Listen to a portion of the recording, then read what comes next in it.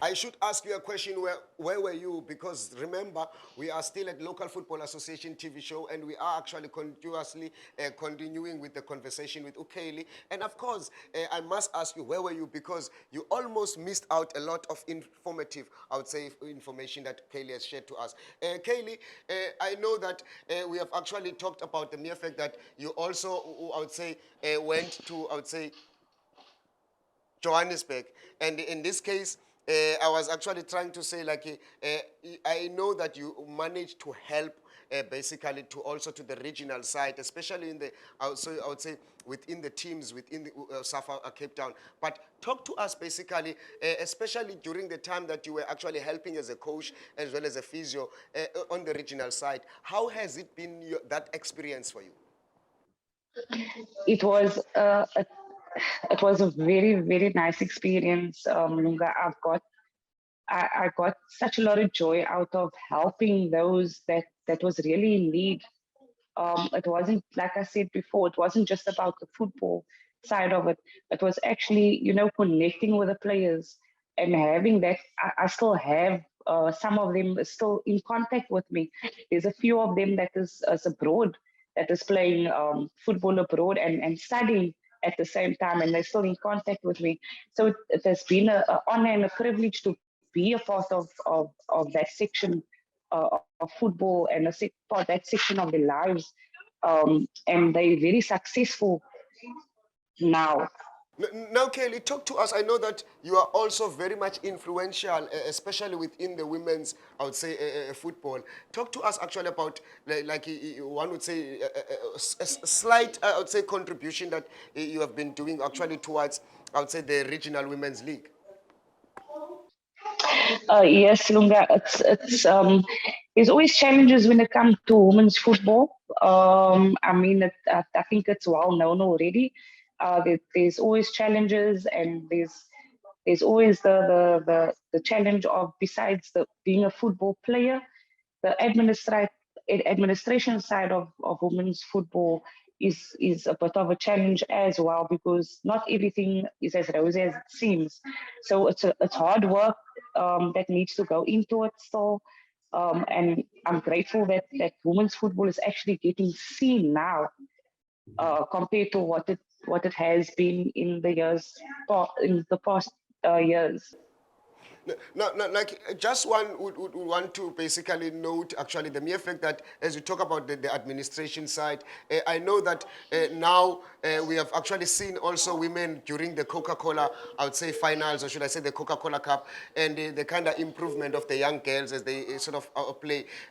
Just share to us basically how has it been actually for the administrating, especially on that side of women, I would say not only involve or should I include women, but also to give women actually the decent, I would say, football they deserve.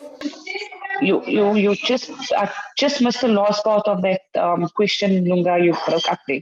Yeah, I wanted to say like as you find out that you are in, I would say within the women's, I would say regional league, you'd find that sometimes there's, I would say that kind of giving women the kind of deservedly, I would say football that they want, instead of just saying like, look, we are going to just do like because we are including them. But talk to us about basically about those, I would say strides that you have done within that, I would say, as administrating to try and bring, I would say, women within football, especially now that we have seen Coca-Cola Cup. Sure, Lunga. It's kind of not a difficult question to answer, but one must be very careful how you answer that question that you asked. I don't want to say the wrong thing, and or let people get the wrong or get the wrong end of the stick here. So uh, all I can really say is, look, that being a footballer, being an administration in football, being a woman in football, it's challenging, and it can put you it can put you down very quickly. Where some women are not strong enough to get up from that. Um, but there are so many young women that is so talented. I mean, there's youngsters coming up now at the age of what, 13, 14. The likes of Zoe that played in the Coca-Cola Cup. Yes. I think she's about 12 years old. I'm not too sure what the age is. So there's a lot of challenges for those young women in football. Um, there's there's such a lot of them coming up that's incessantly currently, but there's such a lot of challenges laying before them. And Look, Kaylee, like as you just put it, that it's much more clear that there's a lot of challenges, not only just I would say on men, but mainly major challenges as well for women that are facing. But I want us also like to look at basically, maybe we want to talk about the achievements as well. That might also have inspired, I would say, women. There's also like a Desiree, actually, that is actually coaching the young Banyana Banyana, one would say, the Banyana Banyana, actually. How has been that kind of, I would say, achievement inspired women, especially in Cape Town, knowing that she's been from Cape Town? uh, to be very honest, me and Desiree, we do communicate. And before she became the Banana coach, her journey, obviously, before that was, uh, she still has, I'm not too sure if she's still involved at Spurs FC. At the time, me and Desiree built a relationship when, at the time, she was at Spurs. So I know Desiree through football itself, and she is a wonderful woman in football. She's faced so much challenges, and she's been through so much things as a woman in football, and look what she achieved. And she's a real inspiration to a lot of young footballers out there.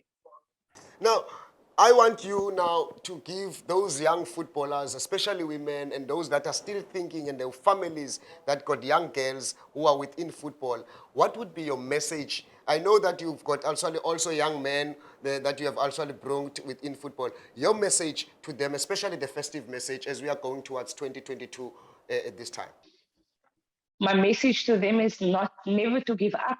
If that is what your goals is in life, to be a professional footballer, never give up no matter what the challenge is. Don't let it put you down. Let God always walk before you and you follow. Thank you very much. And your message about the LFA TV show, we want to say thank you to you. And may you have actually a blessed festive season. May I get your message about the LFA TV? Tell the massive to watch the show. Thank you very, very much for this opportunity. It's been an honor to have this conversation with you, Lunga. A blessed festive season to you guys as well. Thank you very much, Kaylee. And I definitely want to say thank you, my sister. And may you stay as a boss, or you are a boss, Owen. Thank you, Lunga. Njengokuba ubonile na njengokuba sowuvile ndiyaqinisekisa into yokubana kumvile ke that is actually uKaylee, and yes, Sprat met Kaylee, one would have said yeah, say as a Cape Townian, yeah, she is a Cape Townian, and definitely no doubt you have seen the mere fact that she talks about she's been actually there with Santos. She talks basically the mere fact that she's done it actually during, I would say, the Two Ocean. Yes, many people know those good boys playing very good football. And let me not waste your time. I know that one would have said she has been also a SAFA administrator. I remember that I've got also a card that is made there. Kwa SAFA Cape Town.